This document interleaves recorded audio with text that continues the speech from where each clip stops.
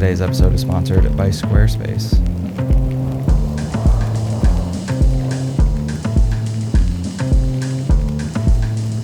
Well, just when you thought I was gone forever, I have once again returned, and your therapist will be hearing from you soon. If you're new around here, hi, my name is Jason. I'm a 72-year-old man who makes photography videos on the internet, and to put it in bread terms, I'm what you'd call your classic white. Photography is one of the greatest things us thinking apes have ever invented, just by getting high on paint thinner and accidentally exposing it to light. A tool that we can use to effectively shoot beautiful landscapes like all the greats before us throughout history. But what did they know about landscape photography that I don't?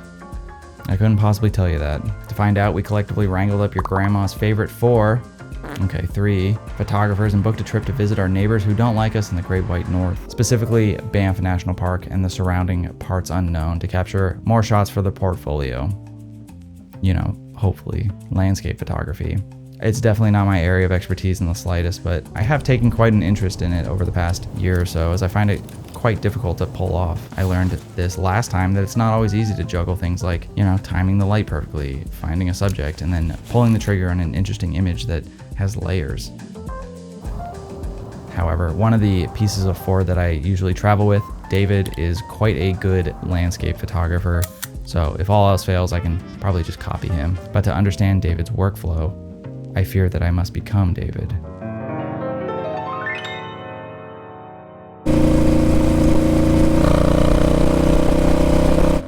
Our journey begins amongst the only constant in LA, traffic, en route to LAX. But eventually I arrived and met up with Caleb, who would be joining me for this leg of the journey. Flight change prep for departure.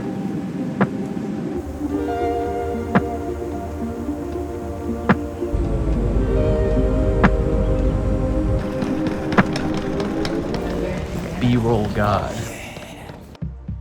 After getting settled into a room that is the epitome of airport hotel with nothing whatsoever to offer nearby, except, the haunting reminder that all your choices in life brought you here, so maybe time to rethink them, I too began to contemplate all my own decisions. Mainly just my long-awaited attempt to build an all-in-one camera solution for my photography forever. Sounds ambitious, right?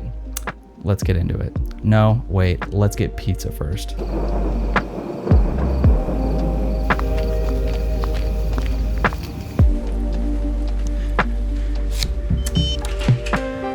Oops, maybe a splash of bourbon with some rant. Okay, so this one system solution thing, it's a work of art, sorta. How's that for a creative angle?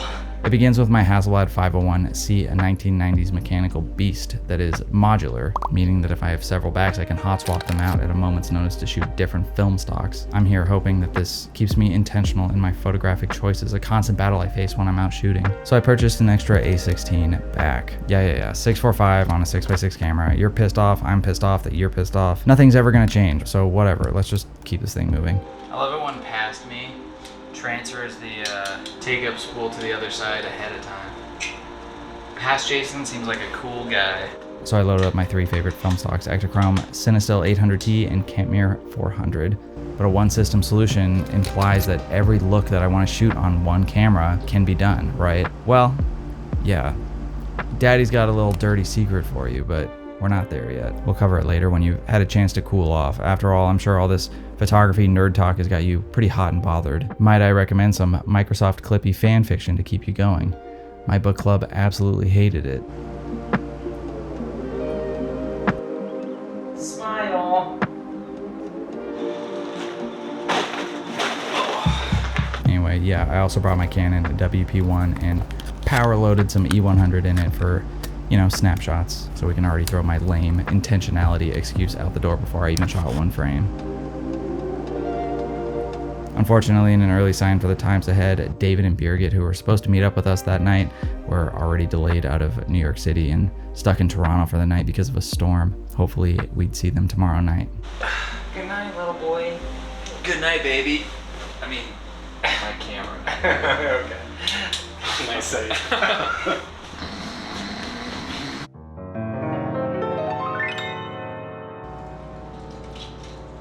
Anyway, unfortunately, we woke up that morning. Ow! Ow! Holy shit. So I guess that meant it was time to do something. I don't know what, though. You ready to see our friends?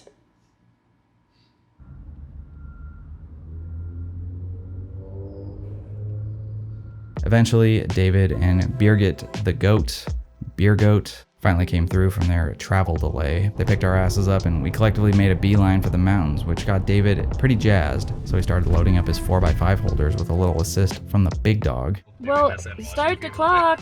Hold on. Ready? Hold on. Let me find my center. 3, 2. Countdown for the. I'm shaking. 3, 2, 1, go.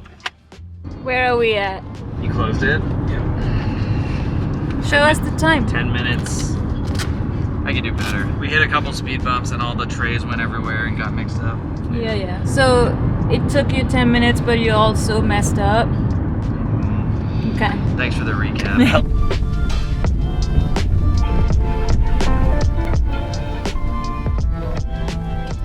You have arrived.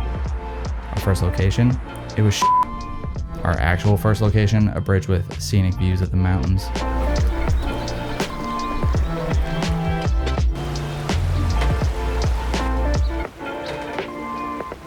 Unfortunately, while it was cool, I wasn't really in love with anything there, except my Hassie, like usual. The lighting was harsh and kind of bland. There were subjects to shoot here and there, but nothing was really striking a chord for me. Landscape photography is challenging to me, and I felt like I needed more pizzazz from the environment before I fired a shot. Or maybe I just needed beer. Couldn't hurt to try, I suppose.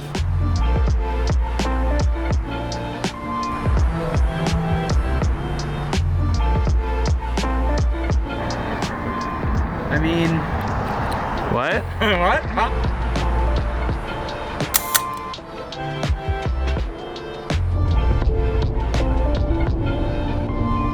Down the Trans-Canadian Highway, it was becoming more open, you know, more scenic.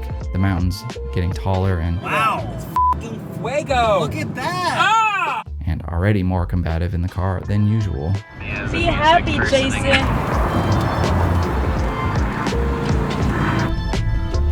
We arrived at our accommodation for the next few days, a quiet and peaceful cabin somewhere off the main road that was super relaxing and would hopefully ease any pre-existing hostile tension between all of us. Never happened. You would never laugh at me? Okay, sure.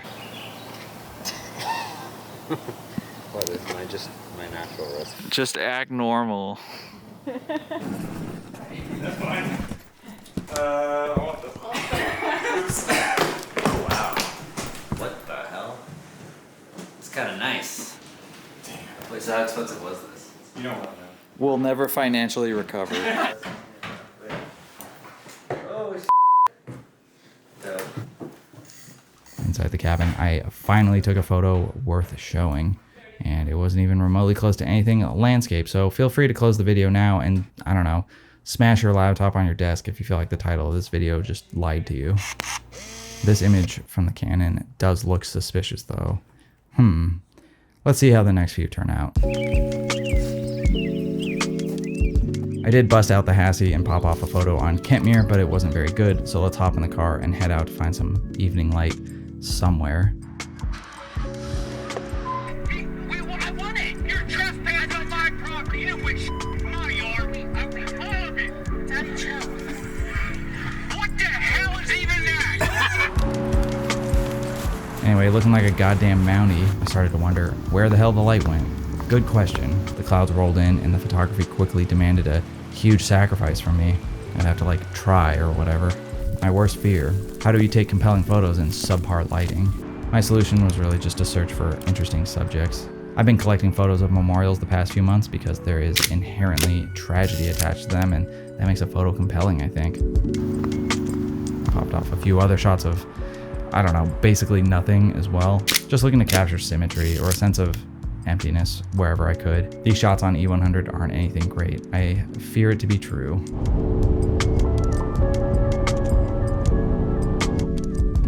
With no sun and thus no joy, we headed into a town creatively named Field, where photographer might find subject. Backdropped, of course, by some beautiful mountains, this red train is a good start. Here it is on both E100 and Cinestill 800T, albeit with way too much foreground room. I mean, damn, I must have hit the shutter as I tripped and fell forward.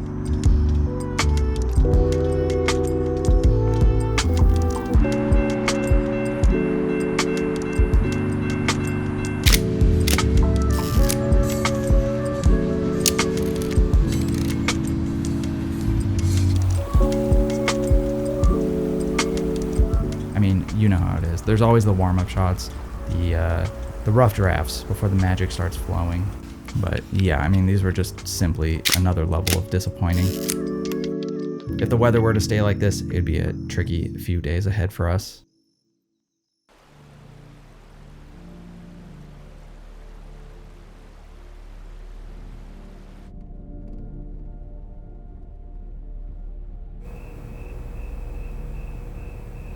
What can I say? Didn't really shoot much today. The light was kind of blah. So I shot a lot of ectochrome and cinestil, but I don't know if any of it will be any good. I feel like I'm off to a bit of a bummer start for this trip. I'll keep trying. It's like 11 o'clock right now. It's still light out. It's blue hour.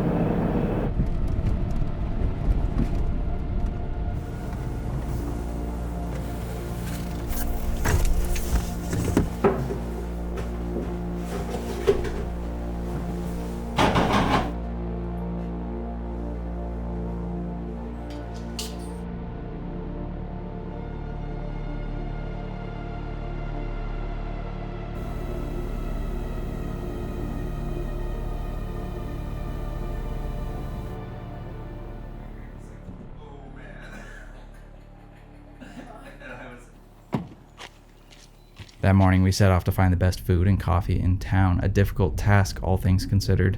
Would you rather do the diner, that's a 3.8, or would high. you rather go to a place that's a 4.7 or 4.6? I would have to go in. Let's do a drive-by, Yeah, scope it out. Okay, we're not going there. I think that's That looks like that's a hard fucking pass. Flavors are all a guy needs. That sweet Dr. Pepper brings a man to his knees. Oh, it's good nectar. I'm a Dr. Pepper man. I guess overnight the clouds doubled down and turned to rain clouds, which was ultimately the forecast for the next few days. Perfectly expected to lift as soon as we leave the mountains. Oh well, I suppose we're gonna have to put in some maximum effort to get something good. Crunchy and grainy black and white might be a good base to build from, to add some flair to the overall flat lighting.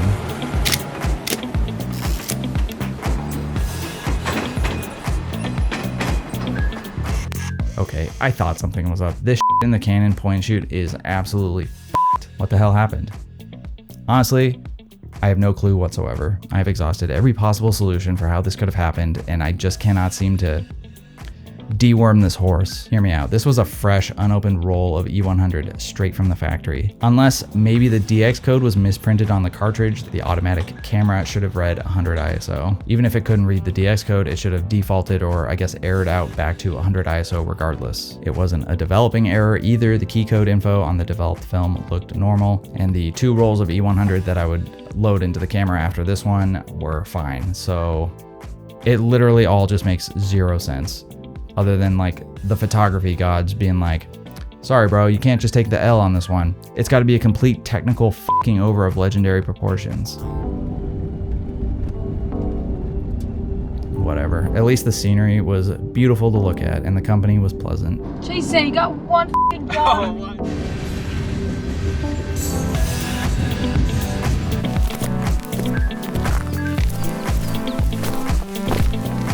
Rain let up for who knows how long, so we decided to hike into a waterfall and check it out, and boy was it flowing, like me dropping some crazy bars in the studio, but we don't have time to get into that. It was time to get my shit straightened out though. Starting with this shot on Kentmere 400, I pushed 2 stops with an orange filter to kind of attempt to slice through some of the blue cloudy atmosphere. After spitting on the film back in an attempt to exorcise any demons inside, hell, I'll try anything for bangers. I took the shot and it's, yeah, you know, it's very moody. But f*** it, we can do more. So I threw myself a little bit of a curveball and attached the Hasselblad CFV 100C digital back, a medium format 100 megapixel digital beast. These modern backs capture the shot with pinpoint sharpness and beautiful unrivaled colors. But whoa, oh that doesn't seem to look right. That looks like some f***ed up ass backwards drug trip. Well, nothing gets by you. I actually had the hot mirror removed from that digital back, which means that all 100 megapixels of that digital sensor can now see infrared light, visible light, and just a tiny bit of UV light. With the right filters in place over the lens, it sure does make the image look weird. We can channel swap in post and then reproject that image back onto medium format Ektachrome E100 to mimic something that is very similar but not the same as Kodak Aerochrome, very discontinued and very dead. A film stock from the day that was used quite a bit for aerial land surveying and the occasional Bob Dylan photo. And to be able to do it all on one camera that I can also shoot Ektachrome, Kentmere, and Cinestill 800T was like, it's a dream come true, you know, in theory. It's kind of like Jurassic Park, right? It sounds good on paper, but then you watch one guy get eaten off the toilet and well, vacation's kind of over. But before we end up going a little bit deeper into Banff, I'd like to first thank today's sponsor, Squarespace, for their ongoing support. You've definitely heard of the industry-leading Squarespace before, but did you know that it comes with even more modern-day tools to help you build a website in virtually no time at all? Whether that's in the way of putting together a beautifully formatted portfolio or building an online empire to sell your products, Squarespace has you covered with brand new features to make the process far, far simpler. Features like Blueprint AI, a revolutionary new tool that utilizes groundbreaking artificial intelligence to take the reins and build the foundation of your website to save you time and let you focus on the details. If it's truly a custom route you'd like to go, then great. Squarespace also offers hundreds of professionally designed templates and numerous modules to further customize those templates so no two websites that exist are ever the same. If it's products or even in-person appointments or sessions you'd like to generate income from, even better. Not only do the Squarespace SEO tools make your website more visible to the masses, but with Acuity scheduling now available through Squarespace, you can book clients and accept payments in just about no time at all. So what are you waiting for? If you're ready to build a website, you can start a free trial today at squarespace.com/grainydays. And if you use the code grainydays at checkout, you can get 10% off your first purchase.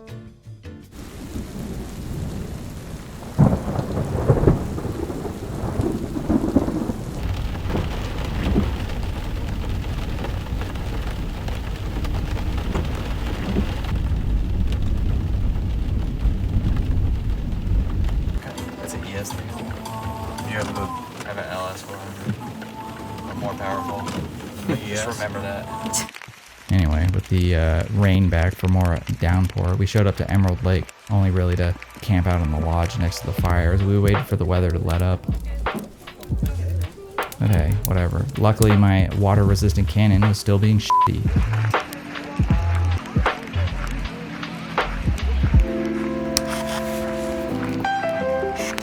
You know what, actually, this shot might kind of work. Gray, underexposed, and moody. It reflects a sense of what we were all feeling. Whatever, those fireside drinks must have f***ed my shit up. Either that or I finally snapped because I grabbed my Hassie and the infrared back to knock out some work from, you know, some completely original camera angles. We're all taking the same shot.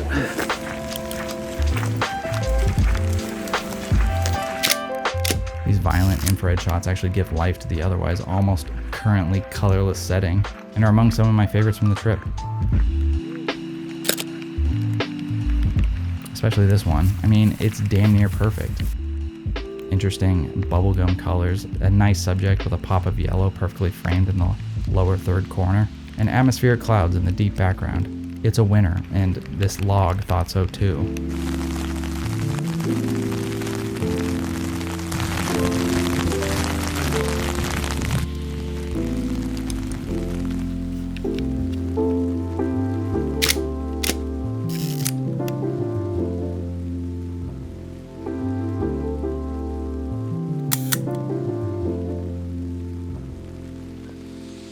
Just finished my first roll against all odds. It was Kentmere 400. Beautiful out here. This is a really bad angle. Kentmere 400. Done. Oh, this camera is getting waterlogged. Of the 16 exposure roll and the A16 back, Kentmere delivered upon to me 3 keepers and no portfolio shots. Wow, those are numbers. It's quite peaceful here. I've just been shooting nothing but color infrared and black and white, and I think it'll look pretty good. I don't really know though yet. 5 o'clock now. You would never know because it's as bright as it would be like at 11 a.m. I think we're gonna head back to the cabin and just take it easy the rest of the evening. So we decided to head back to the cabin for a rainy evening inside. The weather wasn't cooperating and there wasn't too much we could do about it other than the usual, you know, drown our sorrows in Dairy Queen, go to the hot tub, observe local wildlife, shotgun a beer, and hang out by the fire. Oh, it hurts. It hurts real bad. I forgot how much I do not like doing it.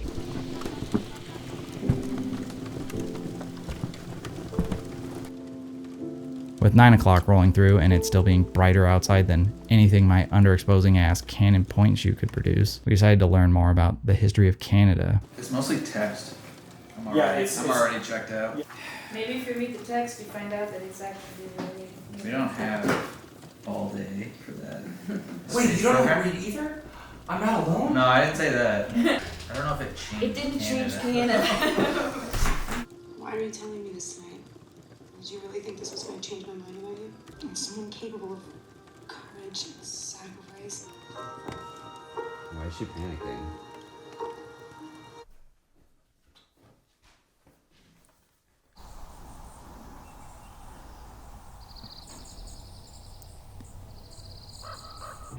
Oh, do we want to turn off the back windshield wiper? Just did. Sorry. Look at that. Look at us. We're like the this. Avengers, except for things that aren't threatening. That morning we were off to the races to acquire caffeine to prop me up and keep whatever's left of me moving, like the necrotic parasite from The Last of Us. So we popped into Ethos, where all the hot people in town go. Anyway, after they caught us and kicked us out, we were off to the mountains once again under similar cloudy conditions that were, you know, kind of starting to feel like a photographer's own personal horror movie. Our first stop, a by the side of the road turnoff overlooking some train tracks with towering mountains in the distance. Not bad, actually. The high viewpoint is quite nice, and the contrasty black and white is stunning to look at.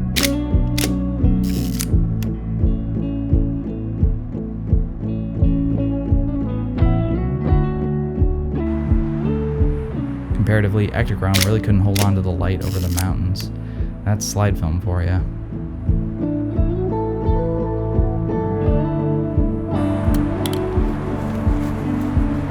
Whatever. David's take on it turned out the best as he decided to pull that sheet of 4x5, 1,000 stops.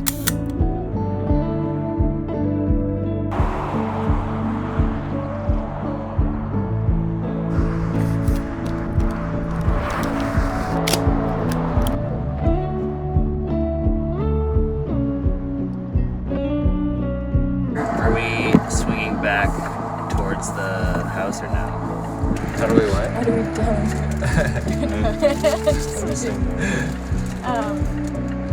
Go ahead, Birgit, give him the bad news. Are you the mean one?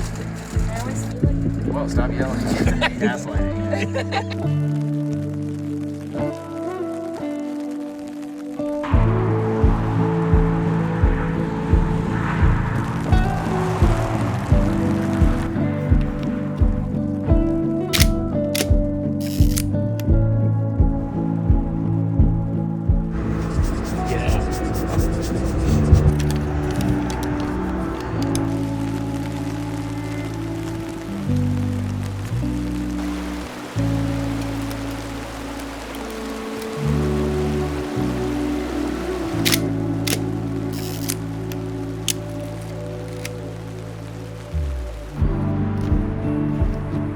We decided to stop by another train track overlook and wait for the train that never comes, like Inception. Though the photo would have been nice eventually. An hour or so passed and we got kind of tired of waiting. And everyone there got tired of me playing distant train horn sounds on my phone. So we hit the road toward Lake Louise, but not before Birgit took a quick family photo.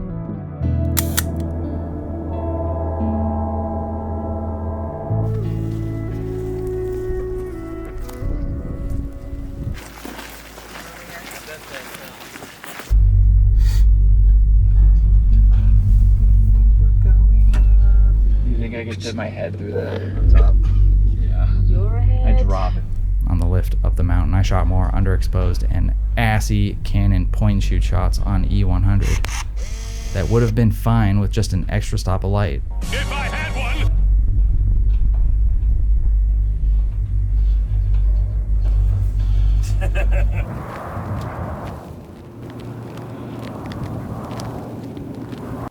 Whatever, it was a ghost town up there, so we ordered some drinks. Not because we wanted them or anything, but really just to give the staff something to do. But soon enough, the sexual tension between David and I was palpable. Oh, look at that's cute. That's a cute frame of those two. Okay, Jason, now kiss him. Just lean in a little bit. He's Lean in, gonna. Jason. Show everyone what they really want to see. Come on, Jason. Don't use the audio, Jason. Don't. Not too bad for an overcast shot of some mountains, and in the distance, the famous Lake Louise Chateau. Show's over. Time to drink.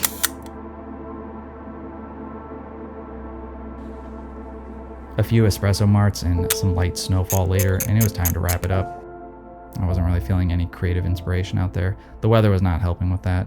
To be maybe a little too honest with you, for a dumb YouTube video about landscape photography that you're kind of half watching while you take a candlelit bath, at the time I was in the middle of a depressive downswing, which might be a little hard to tell because that's kind of my brand. But yeah, things in my personal life weren't going too well, which made it hard to focus on the photography we were there to do. Pun intended, because I guess I feel like I need to throw in a joke every once in a while to keep it light. It can be hard to shoot when your mind is on other things. I'm sure we've all been there. Plus, the sun never came out for all, 16 hours every day of sunlight that we had. Typically, I can distract myself, if the shooting be good, but otherwise it just becomes a total brain blockage for anything creative. Sorry to be a depressed lounge singer about it all. You can finish your meatballs now, but it may kind of help explain where my head was at the time, and I guess why I wasn't really on. I even took the evening off of shooting video to sort my shit out. So let's crash cut to nighttime, where we went out to try and do something different. Shoot some dreamy night photography at the local cinema. Perfect for Cinestill 800T. Not only because 800T is actually 500T, a motion picture stock, but also tungsten balanced and solid for night photos. While I definitely fumbled the movie theater shots, across the street was a second chance. This crazy, beautiful auto parts store. Some words I never thought I'd ever string together into a sentence, but hey, here we are. This shot is incredible, definitely one for the portfolio. It looks evil in like a capitalism kind of way. If I had one note for myself, I should have maybe gotten a little lower to see more of the neon on the interior ceiling. Of the 16-shot roll of 800T in the Hassie, I got 6 keepers, and it was all shit, except this one.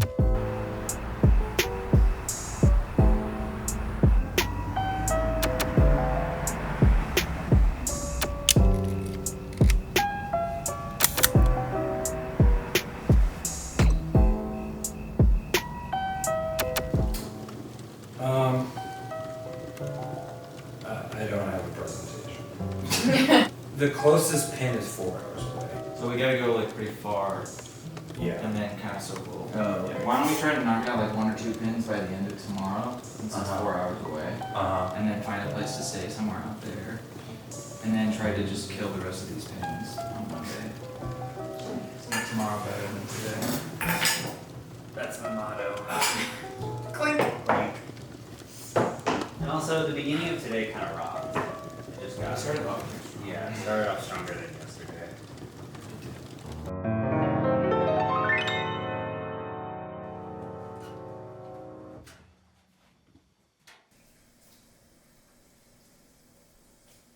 And the next morning, we were out of the cabin for good, headed back east for something different that, I think we were all hoping would bring about a total sea change for the next 2 days. That was funny, but also really gross. But first, we had to stop at Ethos again to make sure it was still the place where all the hot people in town go. Anyway, after getting kicked out of there again, we looked up and noticed something very strange. The sun. F***ing perfect timing just as we were leaving the mountains.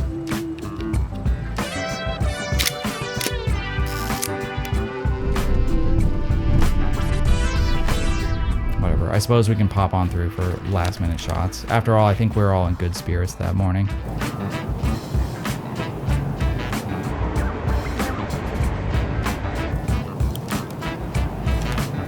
Here's a contrasty shot of a mountain on pushed Campmere. Maybe too contrasty though, upon further review.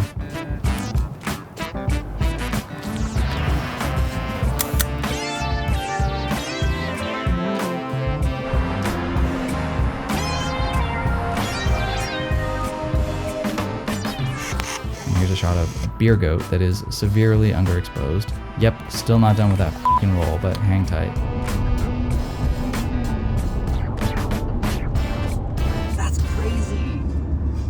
So big. What are we talking about here?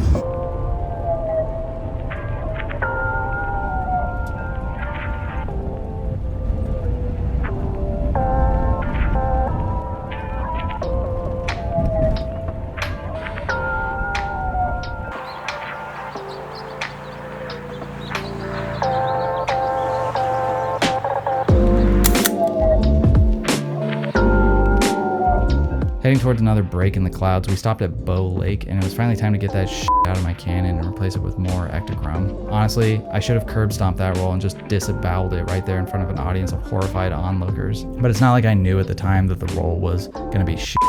I just assumed it would be.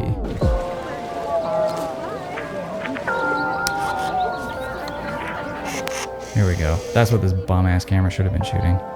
I took a bit of a street photography approach here, just trying to snap photos of interesting people with lots of vibrance in front of this absolutely massive lake that kind of looks like a painting.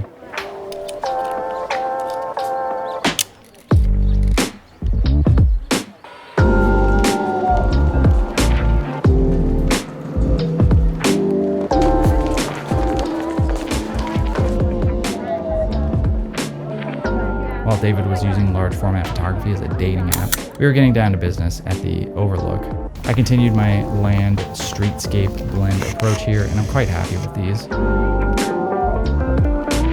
Especially this one. Just like really nice colors. I don't know. I even went so far as to pop off an aerochrome photo of the view down the valley.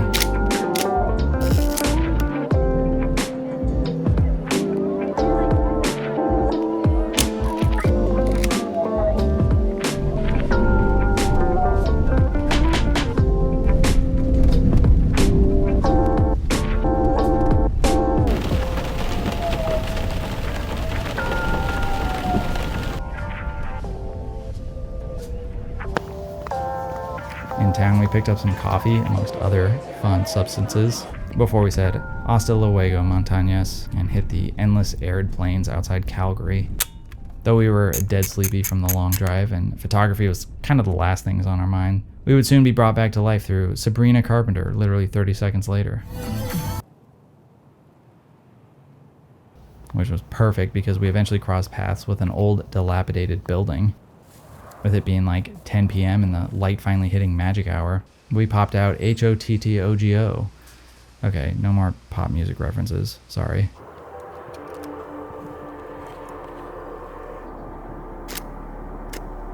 I did shoot it on E100 as portrayed here, but when you know it, it was 4 stops underexposed because the last thing I shot in the Hassie was 1600 ISO Kentmere, so that was capital F fucked. I did shoot some black and white here anyway, and it was good, especially this one. Probably actually one of my favorites.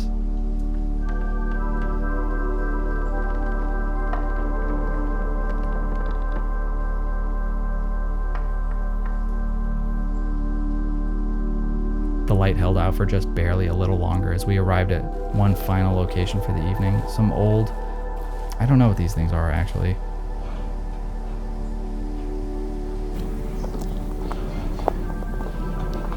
I grabbed the last of my E100 in my Canon and went to work. These shots are actually nice. Really, really good ambient light, and the red of the silos just seems to, you know, physically reach out from the photo, grab you by the shirt collar and pin you against a wall for a passionate kiss on the lips. Or like whatever. Where you headed to? It's kind of fire though.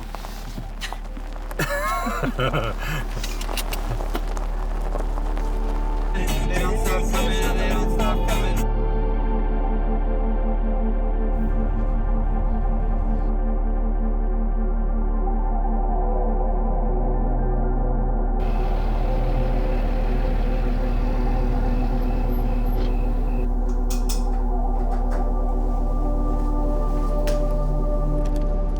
I finally finished another roll of Kentmere. Of the 16 exposure roll, I got 7 keepers, and I don't know about any portfolio shots. This one was probably the closest.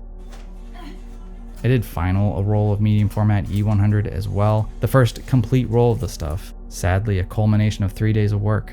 8 keepers, no portfolio shots.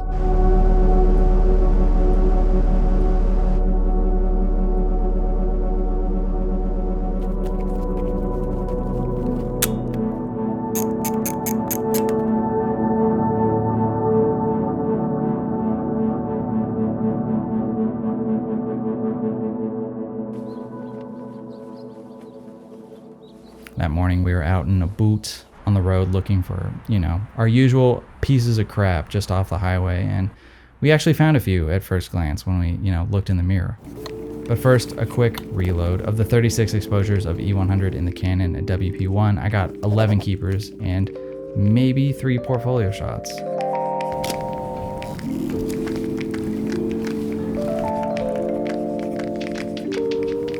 It was just so damn green out there. I just leaned heavy into the infrared thing because it's gimmicky and I'm cheesy as hell. You may have even noticed that my copycat aerochrome work looks a little bit different these days. I've definitely been trying to inch a little bit closer to more of a Richard Moss in the Congo kind of rendering. More, I guess, pink and lavender than violent red. Sure, there are a few factors that affect infrared color, like direct or indirect sunlight, and of course the health of the vegetation. But these shots were absolutely starting to look like strawberry ice cream. And just like my deodorant, it was incredibly hard not to take a bite out of it.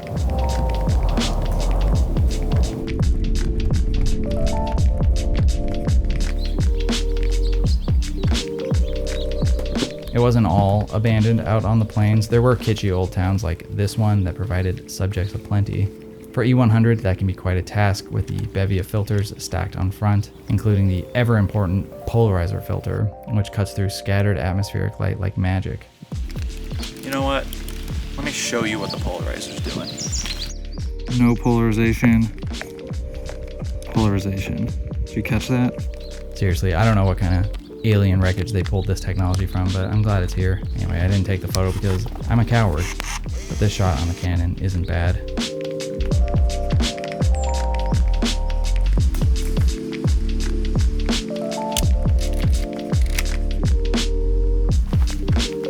The problem with this one system solution is simply that switching between stocks is just a complete hoe. You just got to keep track of everything involved when you switch the backs, mainly just like what lens filters go with what stock, and don't forget to change the meter ISOs. Sounds easy enough, but when you're doing it multiple times at every junction, there's plenty of room to like mess it up.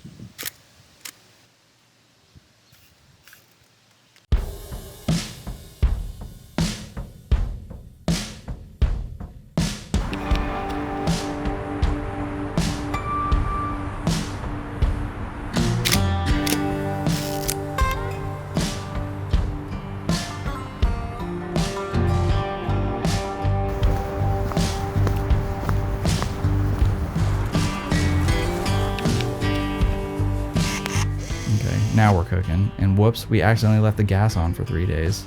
Yes, the rumors that you heard were all true. I did shoot this location 3 times. Black and white, color, and color infrared. Any semblance of intention was long gone, and it was time to devolve back into chaos like usual. Maybe it'll work for me.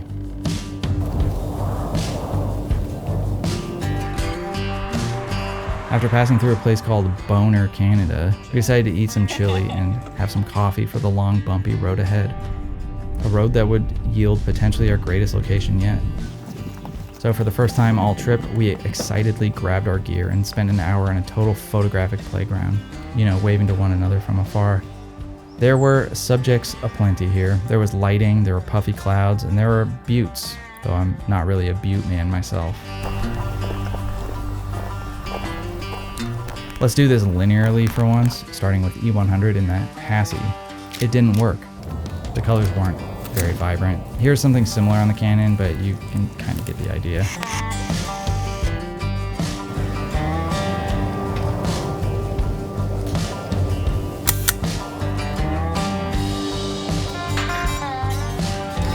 I guess if color isn't working, not that I knew that in the moment, maybe black and white could contend better with the direct light. Couldn't hurt to try, right? Actually, it could hurt. This shit costs money, bitch.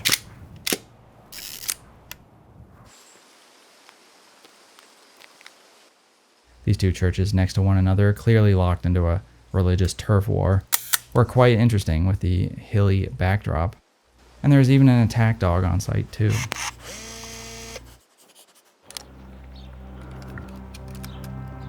Okay, the black and white with the orange filter definitely did its thing here. But I realized there was an overabundance of luscious, healthy green at this location, perfect for color infrared. So I slapped that shit in the back of the 501c like I was slapping a juicy Christmas ham and went to work. This is kind of where I peaked. Not on drugs, but on photography. These church shots are great, nice and strawberry. But there was more potential here, so I returned to the destitute car and shot away, producing one of my favorite images by far. Great lighting, hallucinogenic colors, and the perfect distance from the subject to show the environment. It's a portfolio shot through and through. As are a lot of these, to be honest. They're abstract, but they're just so colorful.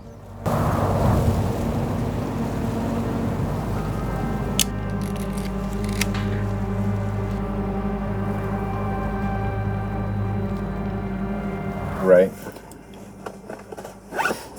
Hey, this is finally happening. Do you want me to get out of the car for you? We need 2 minutes? 30 seconds? With more storm clouds moving in over the plains, we took life as it came back towards Calgary. As we knew, it was, our last day, and we just had to get a move on.